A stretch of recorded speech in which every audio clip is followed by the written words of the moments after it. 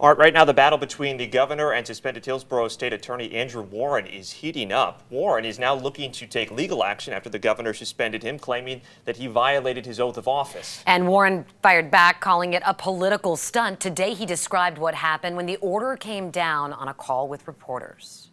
Unfortunately, yesterday, an armed deputy escorted me out of my office with no warning, not even a chance to read the order.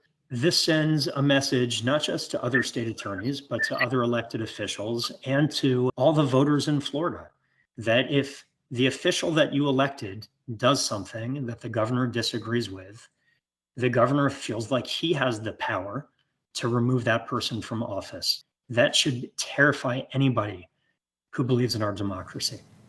Today, Governor DeSantis said this was about cracking down on rogue prosecutors. We did a review to make sure that folks here who are charged with being the elected prosecutors were doing their job.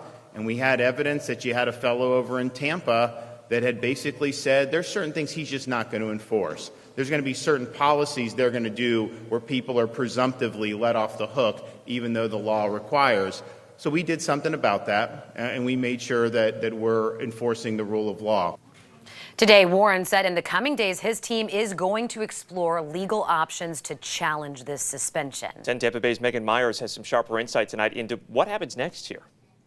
We don't know yet how things are going to shake out. Suspended state attorney Andrew Warren signed joint statements along with dozens of other elected prosecutors, vowing not to prosecute abortion or transgender healthcare cases. In general, The governor can suspend the official for failing to prosecute cases that they should be prosecuted. but here's where the questions come in. There is currently no law in Florida related to transgender healthcare. I don't think that there's any that they can point to any case in any of the categories that they mentioned in the order that have actually happened. But DeSantis noted his statements show he is willing to defy state laws. But Warren is pushing back, saying today those statements are simply value statements. Scott Stevens, a retired circuit judge and current law professor, says Warren's team will likely continue to emphasize that. It's not binding, right? For him to say he's not going to do it, he can still prosecute under that law. And he believes DeSantis' team will continue to back up that this suspension is valid. There's a list of things in that constitutional section.